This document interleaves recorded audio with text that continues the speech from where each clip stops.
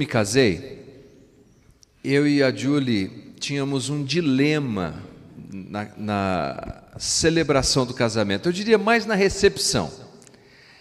E o dilema era o seguinte: faríamos nós uma recepção intimista para poucas pessoas? Nós pensamos nisso, em fazer um jantarzinho, levar lá uns mexicanos, mariachis, comer burrito, gordita, chalupa, mas eu já era um pastor. Então o nosso dilema era esse: mas e todos esses irmãos que nós temos na fé? A gente deixa de fora, não convida? Como é que faz isso aí? É sempre uma tensão, porque é muito caro você fazer uma festa de casamento e ao mesmo tempo você tem pessoas que te são muito caras e você não quer causar a impressão de que não tem interesse nelas. E Julie, conversamos e chegamos à conclusão: quer saber? Vamos convidar todo mundo.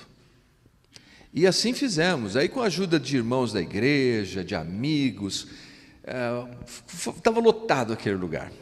E aí, claro, a festa foi prato de plástico, garfo de plástico, faca de... Foi aquela coisa que você pode imaginar que era possível. Mas tinha tanta gente naquele lugar, eu brinco que um rapaz, eu olhei para ele e falei: você... Ele falou: eu sou amigo do noivo. Eu falei: mas eu sou noivo, não conheço você. Mais ou menos, acho que ele passou na rua, entrou, porque foi muita gente mesmo. E nós não nos arrependemos de termos feito essa escolha. Até porque, gente, a gravata do noivo gerou um bom dinheiro lá, né? Com todo aquele povo. Mas você sabe que uma ex-ministra da Índia, chamada Jayalalitha Jairam, ela fez uma festa tão grande de casamento para o filho dela, no ano de 1995, no dia 7 de setembro, mas tinha tanta gente que entrou para o livro dos recordes. 150 mil pessoas. Já pensou? 150 mil pessoas num casamento? Nós temos lá em Mogi uma irmã que trabalha com isso, organizando festa de casamento. Eu perguntei para ela: já fez uma festa dessa? Ela falou: não fiz e não quero. É uma loucura de dinheiro, de recursos, de logística. E o livro dos recordes conta que só de decoração tinham 5 quilômetros com torres greco-romanas para impressionar o povo. Uma coisa impressionante mesmo. Mas mesmo essa festa tão grande ainda se empalidece com os convites que a Bíblia nos apresenta. A Bíblia tem sido considerada como o livro dos convites. E os convites de Deus são muito mais generosos, mais belos, mais convidativos, mais interessantes, mais empolgantes. E há um capítulo na Bíblia que nós vamos considerar rapidamente nessa manhã. Eu digo rapidamente porque tem tanta coisa que é como uma mina de tesouro.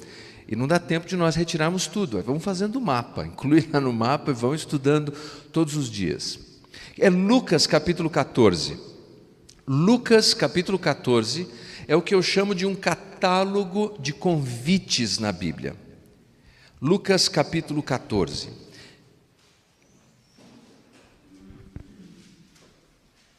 Mateus, Marcos, Lucas.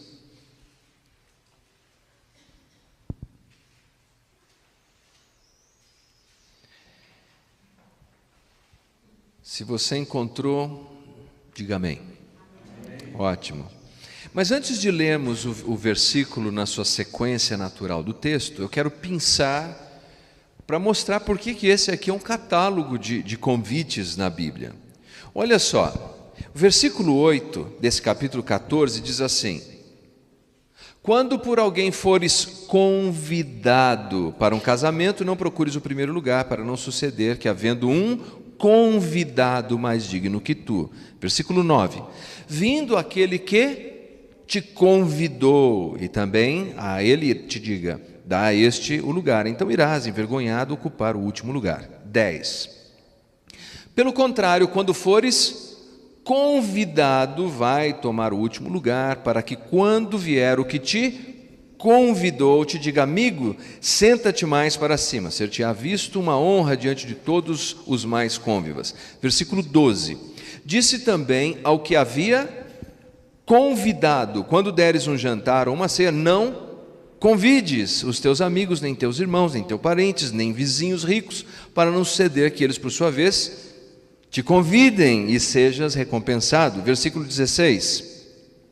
Ele, porém, respondeu: certo homem deu uma grande ceia e convidou muitos. Versículo 24. Porque vos declaro que nenhum daqueles homens que foram convidados provará a minha ceia. Bom, nós podemos ver nesse texto, apenas pensando esses versículos, que convite é algo extremamente importante nessa passagem, não é? Porque em 24 versículos, o vocábulo kaleo, que é convidar, aparece 10 vezes, traduzido convite, convidado, 10 vezes em 24 versículos. Mas o que está acontecendo nesse contexto e por que Jesus está discutindo a questão de convite? Quando nós analisamos a presença de Jesus, o seu ministério público, físico, nós nos deparamos com uma situação que provoca a desconstrução da percepção religiosa dos dias de Jesus. Veja você, nos dias de Jesus, pelo menos 3 partidos existiam ali: os fariseus, os saduceus, os herodianos e um outro que não é citado diretamente no Novo Testamento, os essênios, e não tem uma relevância para nós. Mas esses outros, eles particularmente viviam da exploração da fé alheia. Eles eram como vermes que se sustentavam de um sistema religioso que já estava falido. E sabe como eles faziam? Eles apanharam os 613 mandamentos da lei, criaram comentários e regras e novas regras e novas regras, e com essa regra impunham o medo sobre as pessoas e exploravam as pessoas assim, os pobres, as viúvas, os carentes. Por quê? Eles davam um jeito de fazer visitas nas casas, oferecendo orações de penitência, de perdão e de bênção, e em troca disso espoliavam os bens das pessoas, roubavam até mesmo a despensa da viúva. Eles eram cafajestes, eram calhordas, e faziam isso usando o quê? A religião, os mandamentos, a sistematização das regras, e exploravam as pessoas. E aí vem Jesus, Deus em carne, e Jesus reduz os 600, nem os comentários deles, mas os 613 mandamentos lá da lei, em uma grande virtude: amar a Deus, amar o próximo. E o castelo de cartas deles começou a cair, porque Jesus começou a mostrar qual era o valor das coisas, que não era apenas um sistema religioso, mas consistia num relacionamento. Porque veja só, se amo a Deus, eu não quero desonrar a Deus, eu não quero desobedecer a Deus ou ofender a Deus, não é assim? E se eu amo o próximo, eu não quero aproveitar do próximo, eu não quero explorar o próximo. Se eu amo o meu próximo, eu não dou em cima da mulher dele. Se eu amo o meu próximo, eu não quero roubar as coisas que são dele. Por isso, mais tarde, o próprio apóstolo Paulo, quando discute novamente, ele diz assim: a lei se resume nisso, em amar. E ao fazer isso, colocando, por assim dizer, os pingos nos is, Jesus causou um grande desconforto. Os homens viam que o seu nicho, o seu mercado de exploração religiosa estava chegando ao fim. Por exemplo, vou mais uma vez correr em algumas passagens que se encontram em Lucas. Em Lucas capítulo 4, versículos 31 ao 39, Jesus liberta um homem possuído por um demônio. E que dia era aquele? Era um sábado. Ainda em Lucas capítulo 4, eu vou citar, porque se você tentar me acompanhar, você não vai conseguir. Depois, se quiser, eu te dou uma cola. Me manda uma mensagem, fala: Leandro, eu quero uma cola, eu mando para você. Mas ó, Lucas capítulo 4, versículo 38, Jesus cura a sogra de Pedro. Que dia era? Sábado. Capítulo 6, versículo de 1 a 5, os discípulos de Jesus estão famintos e eles colhem espigas para se alimentarem. Que dia era? Sábado. Capítulo 6, versículos de 6 a 10, Jesus cura um homem com uma mão deficiente, mirrada, ressequida. Que dia era? sábado. E Lucas capítulo 13, versículos de 10 ao 17, Jesus cura uma mulher encurvada, corcunda. E que dia era? Sábado. Jesus está desconstruindo aquele castelo de cartas, de regras. Jesus estava mostrando que amar a Deus implicava em amar ao próximo, e amar ao próximo implicava em fazer o bem. Então, agora de volta ao capítulo 14, e por favor, vou pedir para você acompanhar, nós vamos nos deter mais aqui. Jesus recebe um convite, é aí que começa a história do convite. Ele recebe um convite por parte de quem? Dos fariseus, desses homens que exploravam as pessoas. Olha só, capítulo 14, versículo 1. Aconteceu que ao entrar ele num sábado na casa de um dos principais fariseus para comer pão, eis que o estavam, o quê? Observando. Esses fariseus, nos parece, então, no contexto de Lucas, estendem um convite para Jesus, mas não porque eles achavam que Jesus era gente boa, ou uma pessoa agradável, ou alguém com quem eles queriam conviver. Eles prepararam um jantar, e um jantar simples, porque a oferta aqui é pão, seria como eu convidar você para a gente comer um arroz e feijão. Nada errado com isso, um jantar simples, mas eles estão fazendo o quê?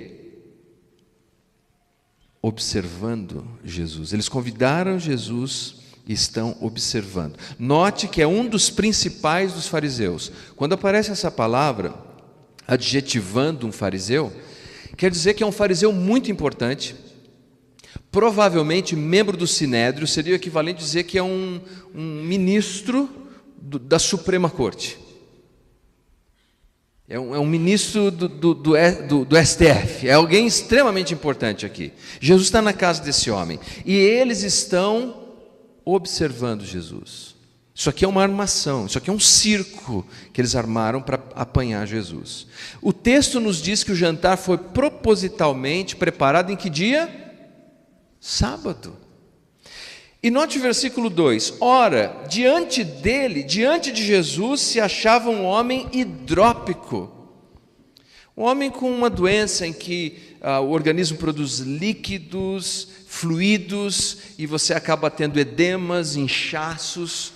E naqueles dias, a tradição judaica dizia que quem sofria disso é porque tinha cometido algum pecado de ordem sexual, e Deus o estava punindo, e portanto ele tinha que ser excluído da comunidade. O que esse homem está fazendo no jantar? Colocaram esse homem ali, plantaram esse homem, e eles estão olhando para Jesus. É sábado. Versículo 3. Então Jesus, dirigindo-se aos intérpretes da lei, aos fariseus, perguntou-lhes: é ou não é lícito curar no sábado? Genial. Jesus apanha o problema e devolve a atenção do problema para eles. É sábado e nós temos uma pessoa doente. É lícito ou não é lícito curar esse homem no sábado? Intérpretes da lei e fariseus conheciam Deuteronômio. O livro de Deuteronômio, que significa repetição da lei, dizia que por razões humanitárias, sociais e até econômicas, você podia agir e fazer algo no sábado. Foi o caso de Jesus permitir aos seus discípulos que comessem espigas no sábado. A integridade física dos discípulos era mais importante do que não colher as espigas no sábado. Afinal de contas, Jesus disse: o sábado foi feito para o homem, não o homem para o sábado. E os fariseus estão de olho nele. Ele devolve essa pergunta. Versículo 6 nos diz: a isto nada puderam responder. Eles sabiam que a licitude, que a essência da lei implicava em fazer o bem para aquele homem que ali estava. E Jesus cura o homem e o despede. Aquele não seria um bom jantar para o homem estar presente. Veja que o ambiente desse jantar está ficando ácido, desconfortável. Tão desconfortável porque o que me impressiona é que esses fariseus, esses doutores da lei, eles não estão nem aí para Deus. Você notou? Jesus faz esse milagre tão extraordinário de uma doença que naqueles dias era considerada incurável. Deveria levar todos a caírem de joelhos, você não acha? Deus faz algo tão extraordinário, porque milagre é isso. Não é uma coisa que acontece toda quarta às 20 horas ou todo domingo às 17. Um milagre é quando Deus se manifesta de modo tão extraordinário que aquilo que nós conhecemos como a ordem natural das coisas vai para o espaço.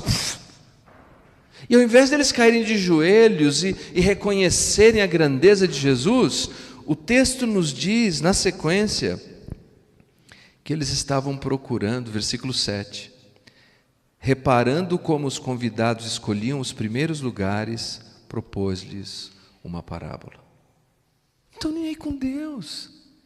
Se o plano não deu certo nesse ponto, então eles falam, não, tudo bem, vamos aproveitar esse jantar e vamos sentar no melhor lugar. Como é que era? Aqueles dias a mesa não é como a nossa mesa, era uma mesa em formato de U, normalmente, e as pessoas sentavam ali meio que deitadas. E os lugares, assim como hoje em dia, no jantar, eles tinham um código social, um código de status. Sentar-se perto da pessoa que tinha convidado, e nesse caso um fariseu importante, principal, um ministro, sentar perto dele era uma boa. Era uma boa não só porque te dava status, você apareceria na revista Caras de Jerusalém, mas também porque te abria a possibilidade de negócios, de olha, escuta, eu tenho um terreno para vender, eu tenho uma filha para casar. Era uma ótima oportunidade de...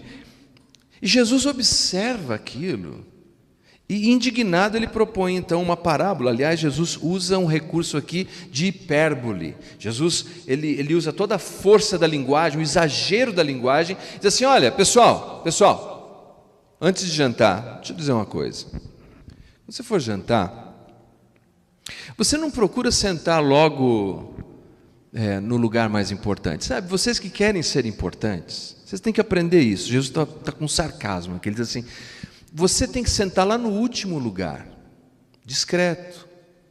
Porque se você sentar no primeiro e chegar alguém mais importante que você, vão pedir para você sair e você vai ser humilhado.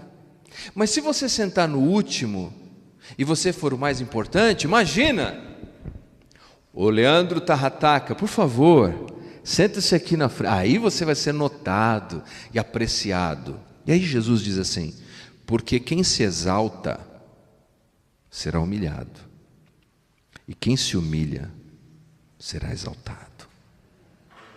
Por quem? Por quem? Quem exalta e quem humilha? Deus. Eu conheci uma senhora, e porque nós temos um sério problema, um desejo em nós de sermos exaltados o tempo todo. Eu e você, nós temos que lutar contra isso. Na nossa casa, no nosso trabalho, na nossa igreja, no nosso dia a dia. Nós amamos termos nosso reconhecimento pessoal. É uma luta que todos temos. Nós temos que ter cuidado com isso. Essa mulher, na época que a conheci, teve um problema com a mãe. E brigou com a mãe e fez a coisa mais idiota, infantilizada, pueril que alguém poderia fazer. Fez uma greve de silêncio. Não vou falar com a minha mãe. Só que a mãe morreu. Nesse meio tempo a mãe dela morreu. Você pode imaginar o fardo que essa mulher carrega até hoje? Tudo porque ela não quis se humilhar. Ela não quis ir lá dizer, mãe, vamos acertar esse negócio, não importa quem está certo, quem está errado.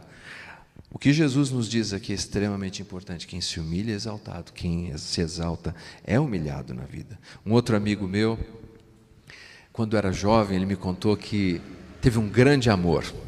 Ele gostava daquela moça, namorou com ela e tiveram uma briga boba. A maioria das nossas brigas são bobas, não são?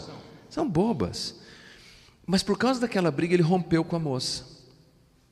E ele disse, Leandro, eu não dei o braço a torcer. Falei, se fosse hoje, porque já passou muitos anos, ele não se casou. Ele falou, Leandro, se fosse hoje, eu dava os 2 braços a torcer. Os humilhados serão exaltados, quem se exalta será humilhado. Essa foi a primeira lição. Aí, você pode imaginar que o clima está ficando ruim, não é? No jantar, está ficando meio desajeitado, porque Jesus fala isso. Mas Jesus não para, ele vai em frente ainda. Ele diz, olha, tem mais uma coisa que eu quero dizer para vocês. Quando você fizer um jantar, essa turma que está querendo o primeiro lugar, querendo encontrar uma reciprocidade comercial naquele jantar, eu faço para quem pode me fazer de volta. Jesus disse assim: não faz assim não. Convida os coxos, os mancos, os doentes, os pobres, quem não tem condição de te devolver, e põe eles à mesa. É como se Jesus estivesse dizendo assim: vocês trouxeram um hidrópico, só um, vocês tinham que ter enchido a casa de gente necessitada. Isso é generosidade, isso é o desejo do coração de Deus, você alcançar pessoas que nada podem te oferecer, porque até o ateu deseja aqueles que podem oferecer alguma coisa para ele. O clima está ficando ruim nesse jantar. É mais ou menos como um adolescente que leva a namorada em casa pela primeira vez. E aí a mãe fala: deixa eu te contar como ele era quando ele tinha 6 anos de idade. Mãe, não me fala uma coisa dessa. Esse jantar está ficando ruim. Ou quando a sogra começa a falar daquele dinheiro que você pegou emprestado bem no jantar de Natal. Está ficando ruim a coisa. O jantar está ficando desagradável. Então um fariseu, no versículo 15, estão comigo aí? Digam amém. Versículo 15... A propósito, isso aqui é só a introdução, tá? No versículo 15, um dos fariseus, percebendo que assim está ácido esse ambiente, ele resolveu, dizer uma piadinha, tentar quebrar o gelo. Olha só: ora, ouvindo tais palavras, uns dos que estavam com ele à mesa disse-lhes: bem-aventurado aquele que comer pão no reino de Deus. Vamos mudar de assunto, vamos falar uma coisa boa e já me passa a batatinha aqui. Mas quem convida Jesus vai ter que lidar com o que é ter a presença de Jesus. Jesus não ia apenas dar uma risadinha polida e falar: aqui está a batatinha. Ele estendeu a mão. Espera aí, tem mais uma parábola para você. Ele, porém, respondeu, e deixa eu abrir um parênteses antes de ir em frente aqui, atenção. Jesus pode fazer isso nos jantares, você não e nem eu. Não vai sair estragando o jantar por aí. Jesus conhece o coração e mente das pessoas, nós não conhecemos. Jesus propõe então essa última parábola que eu quero compartilhar com vocês. E é importante lembrar que uma parábola é um recurso retórico, linguístico, e portanto nós temos que pegar a proposição, o que é o assunto central dela, e não darmos sentido em todos os detalhes e construirmos doutrinas a partir de uma parábola, tá bom? Vamos ler a partir do versículo 16. Ele, porém, respondeu: certo homem deu uma grande ceia. A história do colega era: todo mundo vai comer pão no reino de Deus. A hora da ceia enviou seu servo para avisar os convidados: vinde, porque tudo já está preparado. Não obstante, todos a uma começaram a escusar-se. Disse o primeiro: comprei um campo e preciso ir vê-lo.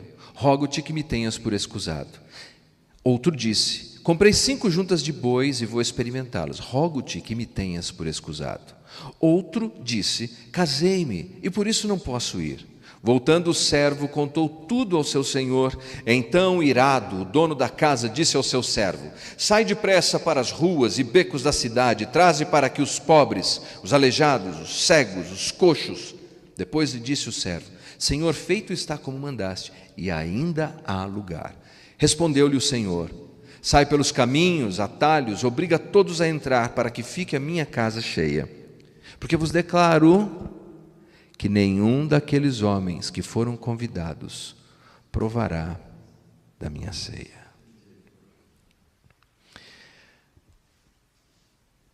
Jesus estava dizendo àquele homem: não, provavelmente você não vai comer pão naquele dia no reino de Deus. E ele propõe essa parábola. Nessa parábola, obviamente o dono da festa é Deus, o servo que sai pelos lugares buscando os convidados é Jesus, os convidados que não terão lugar à mesa são os religiosos, fariseus, saduceus, doutores da lei, e aqueles que são recebidos na festa, os coxos, os mancos, os doentes, são os pecadores, que reconhecem a sua necessidade de Deus, e particularmente os não-judeus. Tudo bem? Essa é a parábola. Algo muito importante: os críticos da nossa fé dizem que a fé cristã é produto de um Galileu pálido, sem carisma, que reduziu o mundo a um mundo cinza.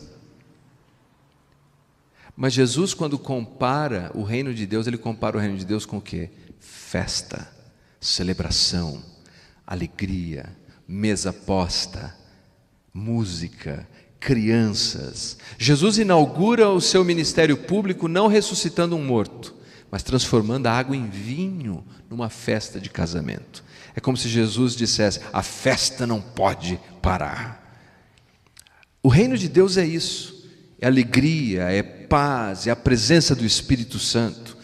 Embora essa parábola seja escatológica, aponte para o futuro, ela discute também elementos presentes dos benefícios do reino de Deus na nossa vida hoje, agora. É o que alguns teólogos dividem como o já e o ainda não. Existem coisas que nós desfrutamos agora que Deus nos dá. Mas vamos entender a parábola. Naqueles dias, quando alguém ia dar uma festa, ele, obviamente, tinha toda uma complexidade para preparar a festa. Então, ele enviava os convites na frente com RSPV. Lembram-se aquele? Responde s'il vous plaît. Responda por favor, como nós fazemos hoje. Porque se você desse o nome dizendo que a festa e não fosse depois, não tinha nem como acondicionar os alimentos. Não existia geladeira, freezer.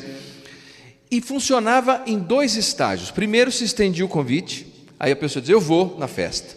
Que hora é a festa? Não dizia qual era a hora da festa, porque eles não controlavam, não tinham uma gestão do tempo como nós temos. Relógios digitais, telefones. Quando que era a hora? Quando a coisa estava mais ou menos pronta. Então mata um boi, mata um carneiro. E agora que tudo está encaminhado, o servo vai lá e diz assim: olha, pode ir que a festa está pronta. É isso que nós temos na parábola. Esses homens disseram: nós vamos à festa.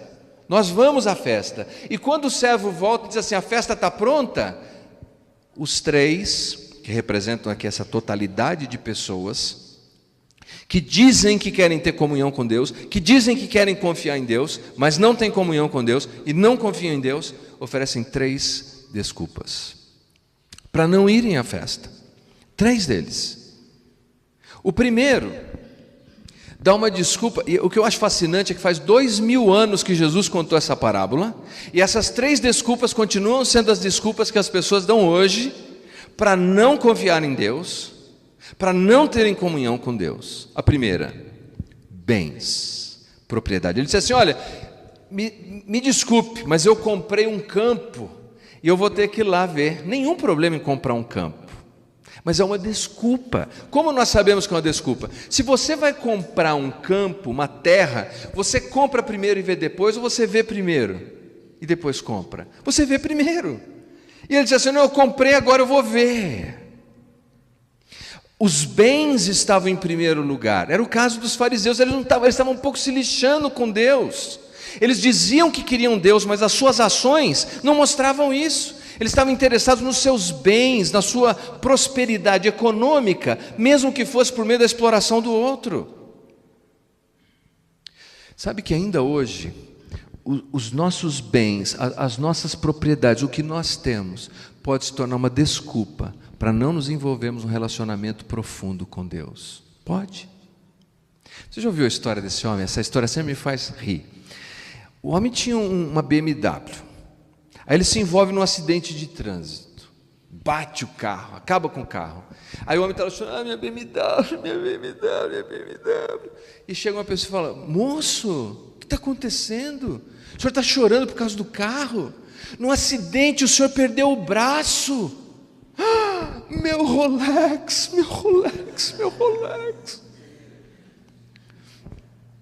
Tem gente que a vida só faz sentido por causa dos seus bens, das suas propriedades. Olha, eu não posso ir porque eu tenho que cuidar daquele negócio, tenho que cuidar do outro negócio. Sabe o que ele está dizendo? Deus não tem nada para me oferecer. Eu tenho tudo que eu preciso e eu não preciso de Deus. É o que os fariseus pensavam. Queridos, não importa o quanto nós tenhamos. E é bom se você for um bom mordomo das coisas que Deus te confiou. Mas se as coisas que você tem fazem separação entre você e Deus, cuidado, é uma desculpa. Nós precisamos buscar a Deus e dizer: Deus, nós precisamos desesperadamente de Ti. E se as suas posses também, quando elas oscilam, a sua fé oscila, cuidado. Talvez você esteja mais interessado em Mamon do que o Deus da Bíblia. Segunda desculpa. A segunda desculpa é da carreira. É importante ter carreira. A Bíblia, por exemplo, desde as primeiras páginas, fala sobre o trabalho. O homem foi colocado no jardim para trabalhar. Paulo chegou a dizer: quem não trabalha não coma. Mas a carreira não pode estar acima de Deus. Não pode. E aqui o homem diz assim: não, olha, eu não posso ir porque eu comprei 5 juntas de boi. O boi colocava no arado, ia preparar a terra. E agora eu vou testar.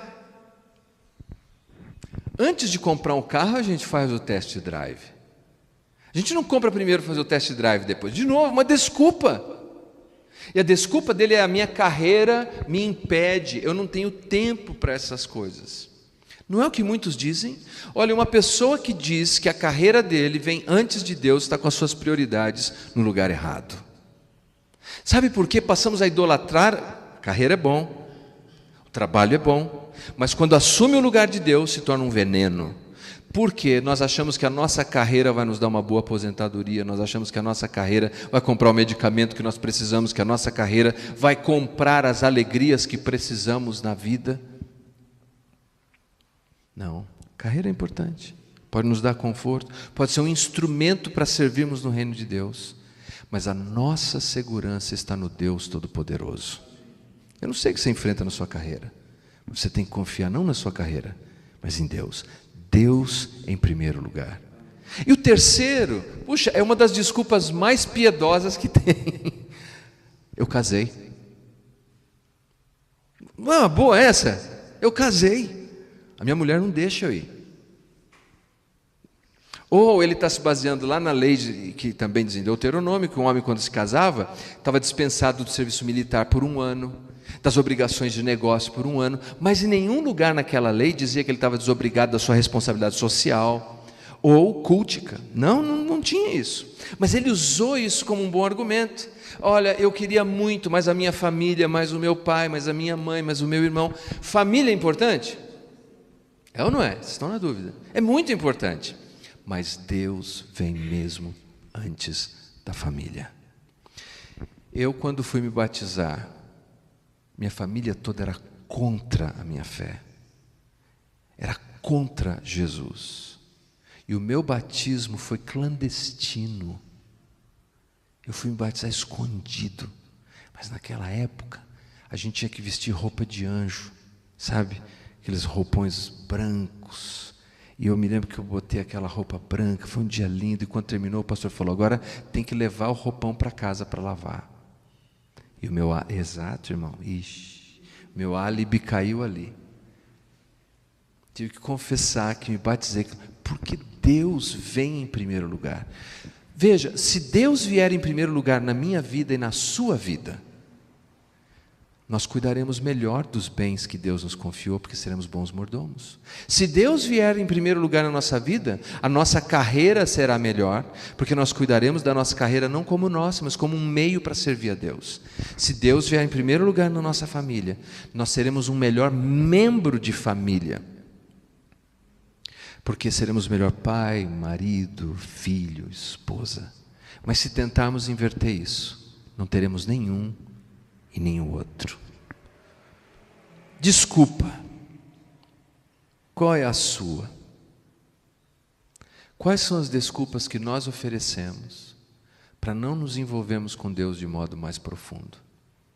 Um evangelista norte-americano, já falecido, ele dizia o seguinte, que a desculpa é como uma pele com razão, mas recheada de mentira.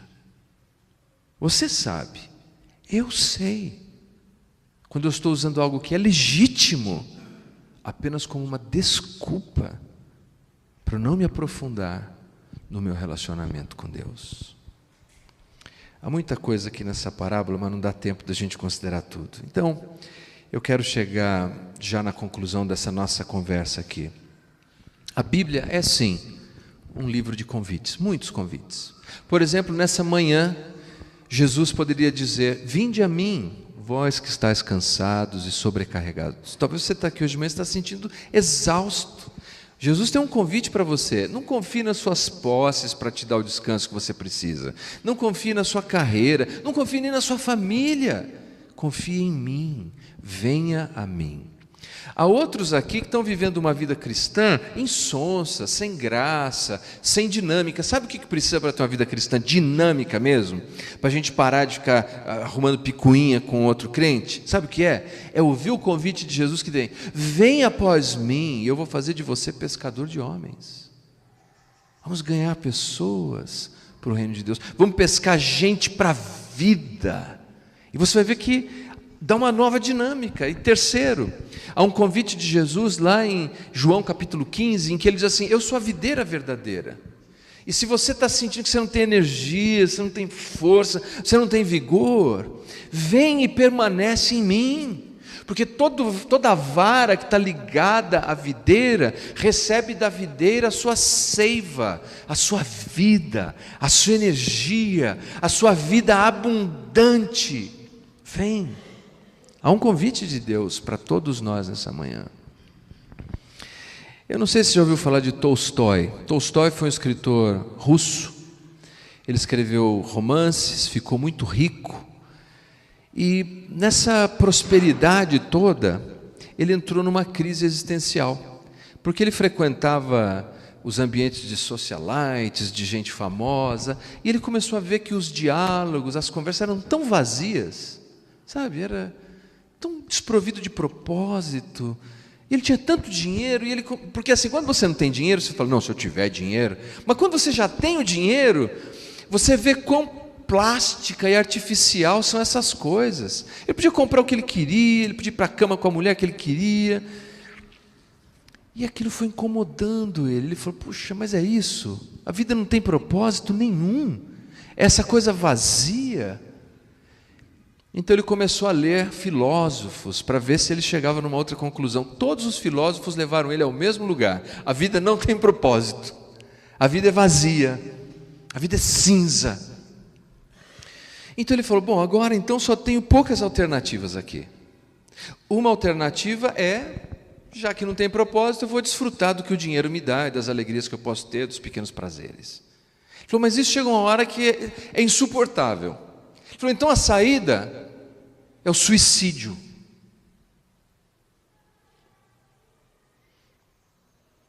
Ele falou: mas eu não tenho coragem de fazer isso, então tem que ter uma outra saída. Ele disse: então a saída é a covardia. Já que não tem propósito, eu tinha que me matar, eu não tenho. Então a minha saída é a covardia. Mas nessa investigação toda ele encontrou uma outra alternativa. Ele disse: espera aí, talvez tenha outra. E ele encontrou fé em Deus, confiar em Deus, dizer sim ao convite de Deus, relacionar-se com Deus. E nisso ele encontrou a resposta. Eu não subscrevo a teologia de Tolstói, é bastante diferente da minha, mas a conclusão que ele chegou, de que sim, a vida só tem propósito quando nós encontramos o propósito em Deus. Aí a gente vai para o banquete, para a festa do Evangelho, para o reino que é um reino de vida, em que crianças riem, em que a comida é farta, em que a presença do Espírito nos encoraja. Diz sim para Deus. Diga sim para Deus. Diga sim para Deus. Pai, obrigado por essa manhã.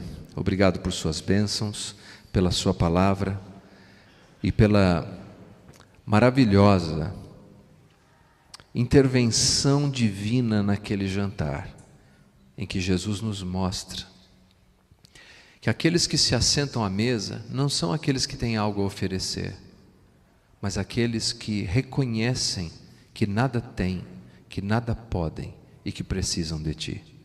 É assim que nós nos achegamos a Ti nessa manhã, carentes e necessitados, na certeza de que, quando respondemos a esse convite, a essa insistência do Teu Espírito, dessa generosidade que o Senhor tem para conosco, nós nos assentamos à mesa, e a Tua mesa é farta.